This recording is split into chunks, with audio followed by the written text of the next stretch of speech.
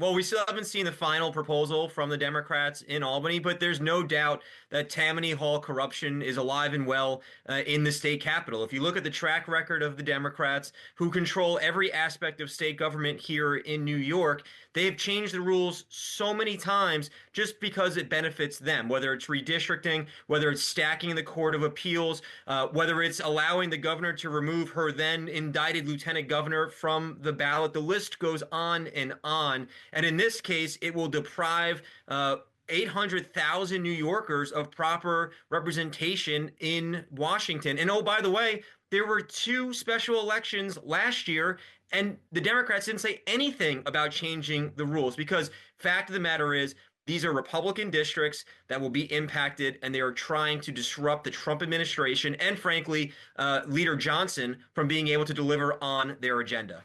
I can tell you that I was with my colleagues on the other side of the aisle, and they were summoned on Friday to an emergency conference. There was a lot of speculation of what they were going to talk about, and this is what has come from that discussion. And again, it is just blatantly corrupt for the New York State Democrats to keep changing the rules of engagement simply for out of self-interest. Meanwhile, New Yorkers are struggling in so many different ways. U-Haul just gave us our worst migration rating ever because of so many New Yorkers who are fleeing this state. So they can get things done, but they only do it when it benefits them.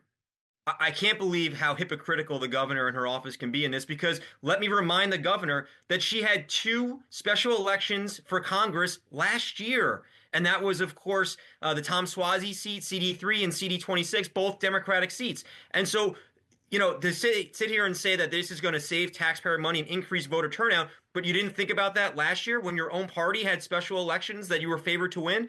Fact of the matter is, this has everything to do with the fact that this is a Republican seat. This is about control of Republicans in Congress, and this is about disrupting President Trump's agenda in Washington. I think it's absolutely a surprise, but I don't think anyone's shocked because the Democrats here in New York are just hyper-focused on disrupting the Republican control of Washington, of disrupting President Trump's agenda. And so they're going to, again, pull out every stop they can. We saw this during the last Trump administration where they would just put up legislation simply just to combat the president and his vision for America. But I think the American public has spoken. I think many New Yorkers have spoken. And the president's numbers in New York were at an all-time high in this past election. And so people definitely want to see a different direction for our country. But I also want to make sure that my fellow New Yorkers see the light here, again, because the Democrats control everything. So if they wanted to fix taxes, they obviously could. If they wanted to stop the out-of-control spending, they obviously could. If they wanted to allow local authorities to cooperate with ICE, they obviously could. But they're not doing any of that. Instead, they're playing politics because it serves their self-interest, and they're proving to New Yorkers why they should not be leading. This is all about leveraging the fact that they can disrupt the agenda and try to stop it in its tracks. And also, I would add that there is another special election that's expected to be called later in the spring regarding the state Senate, and Republicans are favored to win that seat right now as well. And so this is all about trying to do everything possible to maintain Democratic control here in New York State while also disrupting President Trump's agenda from getting across the finish line. And really, it's just shameful. Again, when you look at all the ways that New Yorkers are struggling, they're desperate for real leadership. They're desperate for a change in so many ways. And the Democrats control every aspect of state government, yet this is what they're choosing to throw their weight behind. It is just so transparently political, yet again, just like when the governor paused congestion pricing only to unpause it after the election. This is just, again, so transparently political that New Yorkers need to wake up, and they need to understand that this isn't the leadership that we're asking for. President Trump has a great agenda moving forward, and this is all about disrupting that agenda to put America first.